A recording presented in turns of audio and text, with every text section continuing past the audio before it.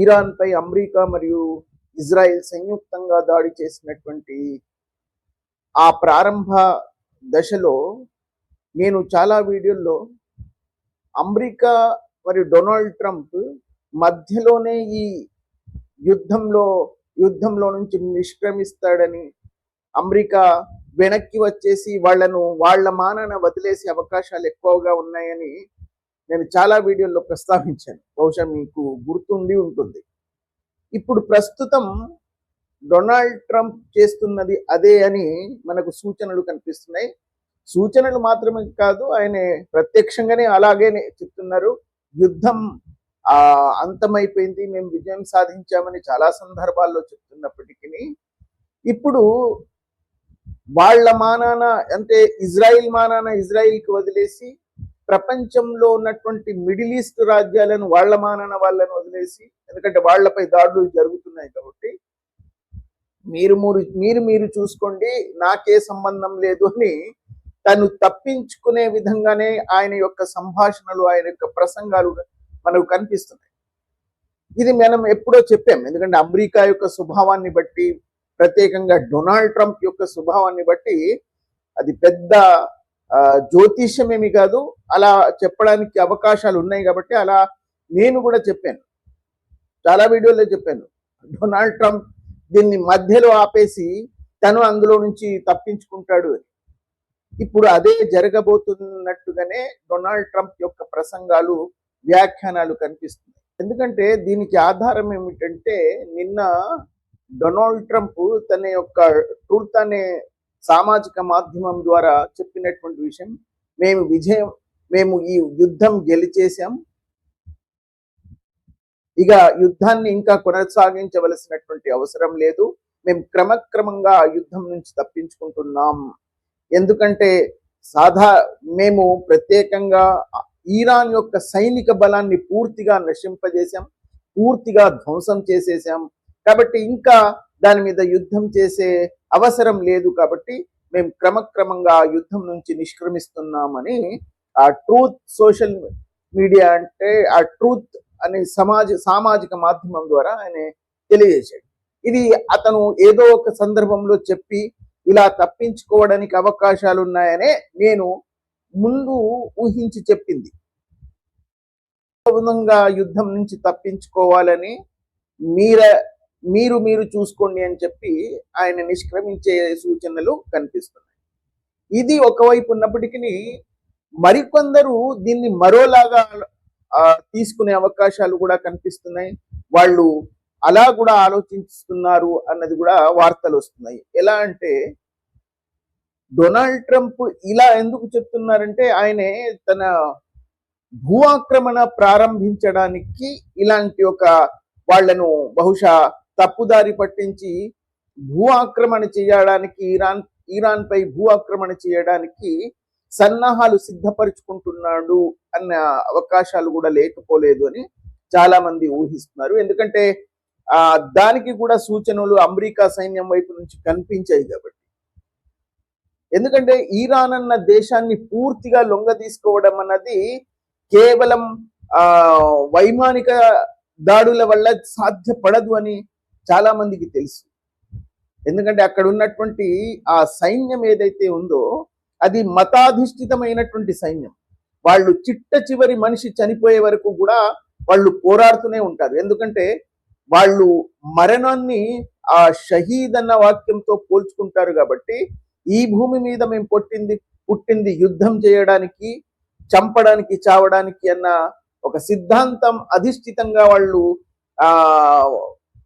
తమ జీవితాన్ని కొనసాగిస్తూ ఉంటారు. కాబట్టి వాళ్లను కేవలం వైమానిక దాడుల వల్ల లొంగ తీసుకోవడం అన్నది అసాధ్యమని ప్రపంచంలో అందరికీ తెలుసు. వాళ్లను పూర్తిగా లొంగ తీసుకోవాలి అంటే భూ ఆక్రమణ తప్పనిసరిగా చెయ్యాలి. చేస్తే తప్ప ఆ ఇరాన్ అన్న దేశాన్ని, ఆ సైన్యాన్ని మొత్తంగా లొంగ తీసుకోవడం, అక్కడ ఉన్నటువంటి భరణాధికారులను, సైన్యాన్ని, ఆ దేశాన్ని ఆక్రమించడం అన్నది సాధ్యపడదు అని ప్రపంచంలో చాలా మందికి తెలుసు. కానీ ఇలా భూ ఆక్రమణ చేయడం వల్ల అమెరికాకు చాలా నష్టం జరగవచ్చు. ఏ దేశం అందులో అలాంటి ప్రక్రియకు పూనుకున్నా కూడా వాళ్లకు చాలా ప్రమాదకరమైనటువంటి నష్టాలు కూడా సంభవించవచ్చు. చాలా మంది అమెరికన్ సైన్యం చనిపోవచ్చు, చాలా నష్టం సంభవించవచ్చు. అలా చేస్తుంది అమెరికా అని నేను భావించడం లేదు. ఏది ఏమైనా అది అలా జరగడానికి కూడా అవకాశాలు లేకపోలేదని చెప్పలేదు. ఎందుకంటే ఇరాన్ని పూర్తిగా లొంగ తీసుకోవాలి అంటే భూ ఆక్రమణ చేసి తీరాల్సిందే. ఎవరు? అమెరికా భావిస్తున్నది. నా అభిప్రాయం కాదు అది. ఎందుకంటే ఒక దేశానికి పూర్తిగా ఆక్రమించుకోవడం అన్న సిద్ధాంతానికి నేను వ్యతిరేకిని కాబట్టి, అలా వాళ్ళు దుష్టులు దుర్మార్గులు అయి ఉండవచ్చు, అక్కడ ఉన్నటువంటి ప్రజానికాన్ని యొక్క వాళ్ళు పీల్చి పిండి చేస్తూ ఉండవచ్చు. కానీ మరో దేశం కేవలం ఆ కారణం ఉపయోగించి ఇంకో దేశాన్ని లొంగ తీసుకొని ఆ దేశాన్ని పూర్తిగా ఆక్రమించుకోవడం అన్న సిద్ధాంతానికి కూడా నేను వ్యతిరేకిని. చేయవలసింది ఏమిటంటే అక్కడున్నటువంటి ఇలాంటి దుర్మార్గపు భరణాధికారులను అక్కడి నుంచి తొలగించేసి ఆ ప్రజానికని స్వేచ్ఛా స్వాతంత్రాలు కల్పించడానికి ప్రయత్నాలు జరిగితే అది అంగీకరించవచ్చు. కానీ అమెరికా ఇరాన్లో కూడా భూ ఆక్రమణ ద్వారానే దాన్ని మొత్తం లొంగ తీసుకోగలిగింది. ఏ దేశాన్నైనా సరే దాదాపుగా కేవలం వైమానిక దాడుల వల్ల ఒక దేశాన్ని లొంగ తీసుకోవడం అన్నది అసాధ్యం. కాబట్టి అమెరికా బహుశా అలాంటి ఒక చర్యకు పూనుకుంటుందా, దానికోసం వాళ్ళు సన్నాహాలు చేస్తున్నారా, దానికోసం ఇలాంటి ఒక ప్రసంగం చేసి ప్రభుత్వానికి అక్కడ ఉన్నటువంటి సైన్యానికి తప్పుదారి పట్టించడానికి వాళ్ళు నిర్లక్ష్యంగా ఉండడానికి బహుశా ఇలాంటి ప్రసంగాలు చేస్తున్నాడా అన్న ఊహాగానాలు కూడా వస్తున్నాయి. అందులో కూడా వాస్తవం ఉండి ఉండవచ్చు, లేకపోవచ్చు. అయితే ఈ భూ ఆక్రమణ చేసి ఆ దేశాన్ని పూర్తిగా లొంగదీసుకునే అవకాశాలు ఉన్నాయనే బహుశా ఈ యూరోపియన్ దేశాలన్నీ డొనాల్డ్ ట్రంప్ యొక్క ఆ ప్రస్తావన నుంచి వెనక్కి తగ్గి ఉంటాయి. ఎందుకంటే వాళ్ళు ఆ అభిప్రాయంతో లేరు. అందుకే తమ సామాజిక మాధ్యమంలో వాళ్లను కాగితపు పులులు అనే సంబోధన చేశాడు డొనాల్డ్ ట్రంప్. ఇప్పుడు ఎందుకంటే పూర్తిగా వాళ్ళు లొంగిపోయగలిగే స్థితిలో లేరు అని మనకు వాళ్ళ చర్యల వల్ల తెలుస్తుంది. ఎందుకంటే ఇరాన్ కూడా చాలా శక్తివంతమైనటువంటి ఆయుధాలు కలిగినటువంటి దేశం.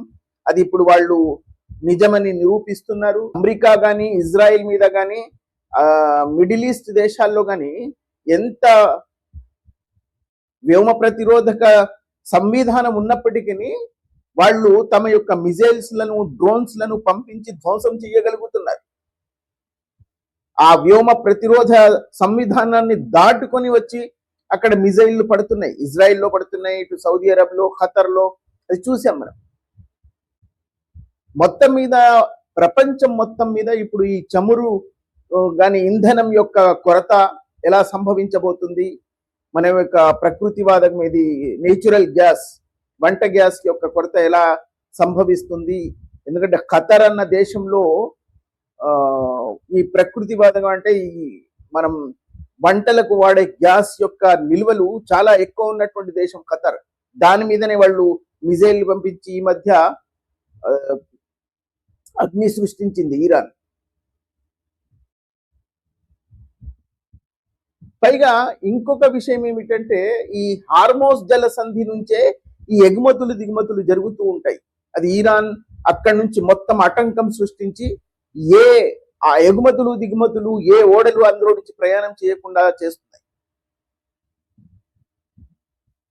అయితే అమెరికా ఇప్పుడు ఏం చెప్తున్నదంటే డొనాల్డ్ ట్రంప్ ఇంతకు ముందేమో మేము హార్మోస్ జలసంధి కోసం పూర్తిగా దృష్టి సారించి దాన్ని ఆ సమస్యను పరిష్కరించడానికి ప్రయత్నం చేస్తానని డొనాల్డ్ ట్రంప్ చెప్పిన వాక్యం నుంచి వెంటనే మారిపోయి ఇప్పుడు ఏమంటున్నాడంటే ఈ హార్మోస్ జలసంధి యొక్క ఉపయోగం మాకు లేదు, మాకు వచ్చే ఎలాంటి ఇంధనాలు కానీ వెళ్ళడం కానీ ఎగుమతులు దిగుమతులు కానీ ఆ మార్గాన కాదు, మేము ఎలా ఆ హార్మోస్ జలసంధిని ఉపయోగించుకునే అవసరం మాకు లేదు, కాబట్టి ఆ సమస్య మీది మీరే చూసుకోండి అంటున్నాడు. ఎవరైతే ఈ హార్మోస్ జలసంధిని ఉపయోగించుకుంటున్నారో దాని ద్వారా తమ యొక్క ఎగుమతులు దిగుమతులు చేసుకుంటున్నారో మీ సమస్య అది మీరే సాధించుకోండి, నాకు సంబంధం లేదని తప్పించుకుంటున్నాడు. సమస్యలో పడిపోయింది మిడిల్ ఈస్ట్ దేశాలు. వాళ్ళు ఇంతవరకు డొనాల్డ్ ట్రంప్ ను అమెరికాను సహాయం చేస్తూ సమర్థిస్తూ వచ్చేది. కానీ ఇలాగే కొనసాగితే వాళ్ళు కూడా వాళ్ళ సమర్థనను వాళ్ళ సహాయాన్ని ఆ వెనక్కి తెచ్చుకోవచ్చు. అయితే నడి సముద్రంలో వదిలేసి వెళ్ళిపోవడం అనేది అమెరికా యొక్క చరిత్రలోనే ఉంది. ఇది కేవలం డొనాల్డ్ ట్రంప్ మాత్రమే చేశాడని కాదు. ఇలా కొంతమందిని ప్రోత్సహించడం లేదా వాళ్లను వెనుక ఉండి నడిపించడం, వాళ్ళను సముద్రంలోకి తోసేయడం, దాని తర్వాత వెనక్కి వెళ్ళిపోవడం అన్న చర్య అమెరికా ఎంతో కాలంగా చేస్తూనే వస్తుంది. చాలా చరిత్రలో చాలా ఉదాహరణలు దీనికి ఉన్నాయి. అయితే ఇప్పుడు ఈ యుద్ధం ఆగిపోవడం అనేది ప్రపంచానికి చాలా అవసరం. ఎందుకంటే మన దగ్గర కూడా ఈ ఇంధన నిల్వలు తగ్గిపోవచ్చు, బహుశా ఇంధనం యొక్క సమస్య పెద్దగా రావచ్చు. పైగా ఇప్పుడు ఈ వంట గ్యాస్ యొక్క సమస్య చాలా పెద్దగా సృష్టించబడింది మన దేశంలో కూడా.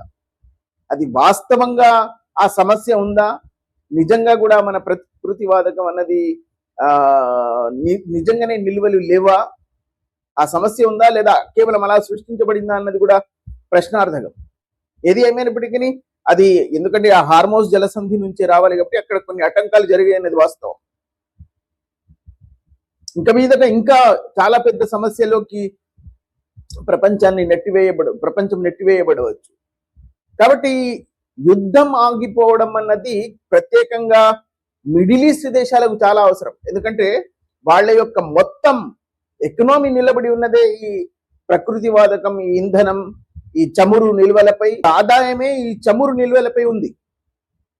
కాబట్టి అది ఆగిపోతే వాళ్ళ దేశాలు చాలా పెద్ద సమస్యల్లోకి ఇరుక్కుంటాయి. కాబట్టి వాళ్ళ అవసరం. కాబట్టి ఇప్పుడు మన భారత ప్రధాని మోదీ గారు రంగంలోకి దిగి ఈ యుద్ధాన్ని సమాప్తం చేయడానికి ఆయనే చాలా దేశాలతో సంబంధాల కలిగి ఉన్నటువంటి వ్యక్తిగా, పైగా ఇరాన్ మరియు ఇజ్రాయెల్తో సమానమైనటువంటి ఆత్మీయ బంధం ఉన్నటువంటి వ్యక్తిగా ప్రపంచంలోనే తెలుసు. కాబట్టి డొనాల్డ్ ట్రంపే మోదీ గారిని రిక్వెస్ట్ చేశాడని, ఈ యుద్ధం సమాప్తం చేయడానికి మీరు రంగంలోకి దిగి మధ్యవర్తత్వం వహించి వీళ్ళందరినీ ఆ యుద్ధాన్ని సమాప్తం చేయగలిగే ఏకైక వ్యక్తి మీరే. కాబట్టి మీరు కాస్త ఇందులో చేసి యుద్ధాన్ని ఆపేయాలని డొనాల్డ్ ట్రంప్ మోదీ గారికి రిక్వెస్ట్ చేసినట్టుగా కూడా వార్తలు వస్తున్నాయి.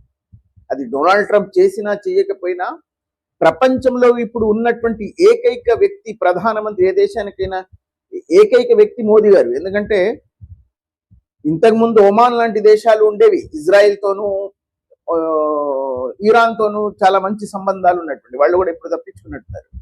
ఇప్పుడు ఈ రెండు దేశాలతో సమానమైనటువంటి ఆత్మీయ బంధం ఉన్నటువంటి ఏకైక వ్యక్తి ప్రపంచంలో మన ప్రధానమంత్రి మోదీ గారే.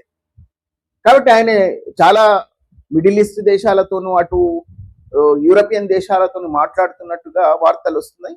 బహుశా ఆయన ప్రయత్నం వల్ల ఒకవేళ ఈ యుద్ధం ఆగిపోయినట్లయితే, ప్రపంచానికి పెద్ద సమస్యకు పరిష్కారం దొరికినట్లయితే, ఇప్పుడున్నటువంటి ఈ ఇంధన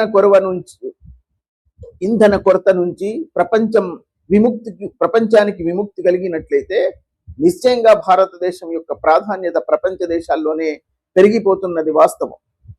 అంతర్జాతీయ వ్యవహారాల్లో మన ప్రధానమంత్రి మోదీ గారికి ఉన్నటువంటి వివేకం కానీ చాతుర్యం కానీ ఇంకా ఏ దేశాధినేతకు లేదు అని నిరూపించబడుతుంది. అలా జరగాలని, ప్రపంచం మొత్తం శాంతియుత మార్గానికి వెళ్ళాలని, ఈ యుద్ధాల నుంచి విముక్తి పొందాలని, ఏ సమస్యలు లేకుండా ప్రతి వ్యక్తి తమ స్వేచ్ఛగా జీవించగలగాలని ఆశిస్తూ